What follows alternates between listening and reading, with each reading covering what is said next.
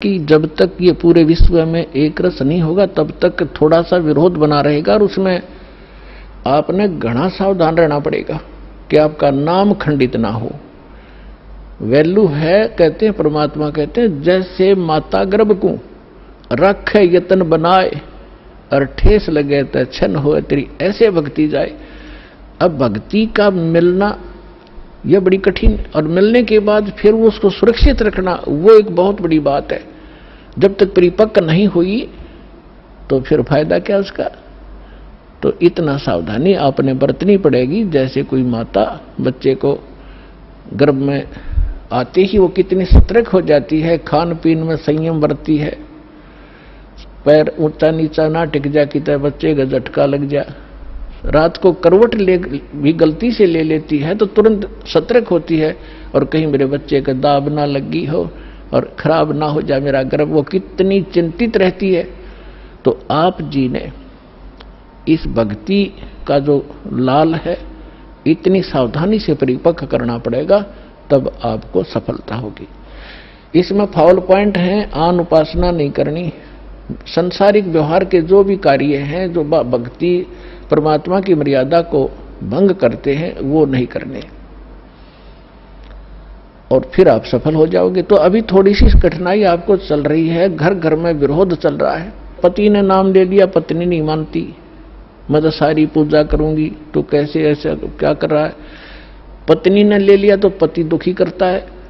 तो धीरे धीरे ज्ञान से क्या होगा, ये ज्ञान ऐसा है कि आप घर पे चलाओगे और बच्चों पर भी असर करेगा।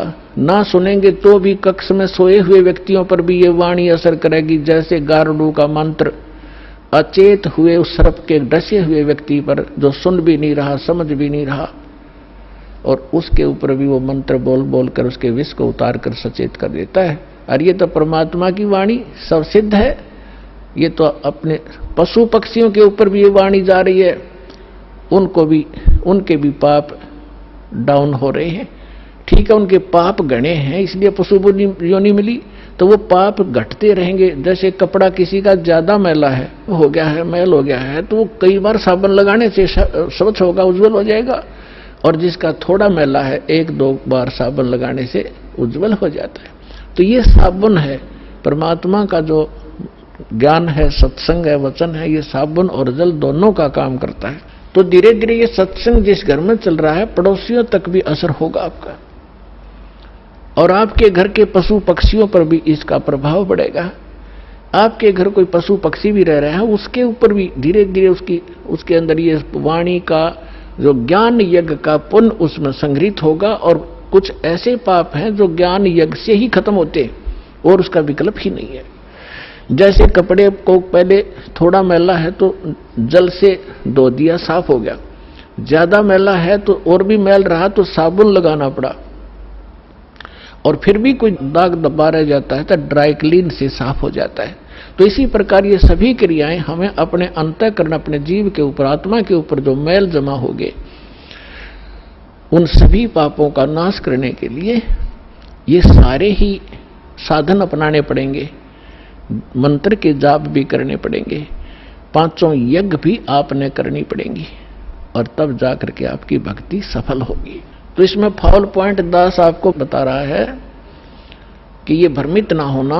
ऐसे कोई व्यक्ति आपके साथ डिस्कस भी करे तो उसको समझाना कि देखो, पहले तो जब हम डॉक्टर के पास जाते हैं तो डॉक्टर की औषधि में हम स्वयं ही विवेचन करते हैं, तो फिर उस डॉक्टर के पास जाने की आवश्यकता ही नहीं कि इसने दवाई ठीक नहीं दी तो कोई और देखो, वहां से लो। तो इसी प्रकार सबसे पहले तो ये देखो, ये ज्ञान आज तक ना किसी ने सुना और ना सुनाया, किसी के पास था ही नहीं।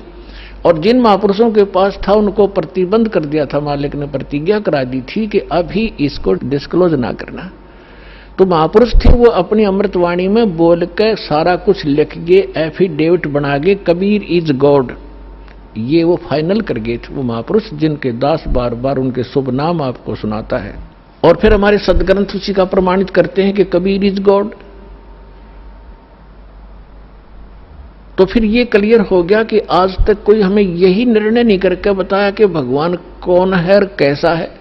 अब जैसे रामकृष्ण को और विष्णु जी को, शंकर जी को भगवान मानने वाले, उनसे अगर हम पूछा करते थे कभी, वो कहता मैं समाधि लगाता हूं, भगवान देखा आपने? भगवान दिखता थोड़ा ही है, वो तो निराकार है। अरे ये विष्णु ब्रह्मा जी की मूर्ति रख रखी, ये क्या फिर? तो हमारा निराधार ज्ञान था, बेसलेस था, हम डामाडोल थे, स्थिर नहीं थे। और इसी प्रकार ये राधा स्वामी किसी ने पूछ लो या किसी महर्षि ने पूछ लो, अभी तक जिनके विचार रहे हैं, परमात्मा तो निराकार है, साकार आता जब रामकृष्ण रूप बन जाता फिर निराकार हो जाता है। तो खाक ज्ञान था इनको। वेद बताते हैं कि वो परमात्मा सशरीर है, मनुष्य दृश्य है, ऊपर सिंहासन पर विराजमान है और उसके सिर पर मुकुट है। ये तो वेद बताते हैं, राजा की तरह बैठा। और यही वो संत बताते हैं जिनको भगवान ने जिन आंखों देखा वहां पर। तो फिर इसमें कोई डाउट नहीं रहा कि हु इज गॉड और कैसा है वो भगवान। तो ये सारे कंसेप्ट क्लियर इस दास न करे, आज तक किसी ने नहीं किए। तो इसी प्रकार इस साधना पर भी विश्वास करना, किसी से डगमग ना होना, क्योंकि काल ने अपने एजेंट छोड़ रखे हैं। वो अपने कर्म बिगाड़े हैं तो वो भी भगवान के बच्चे, पर भ्रमित है, उस काल से प्रेरित है। उनका दुर्भाग्य है कि वो अशुभ काम पर लगे हैं।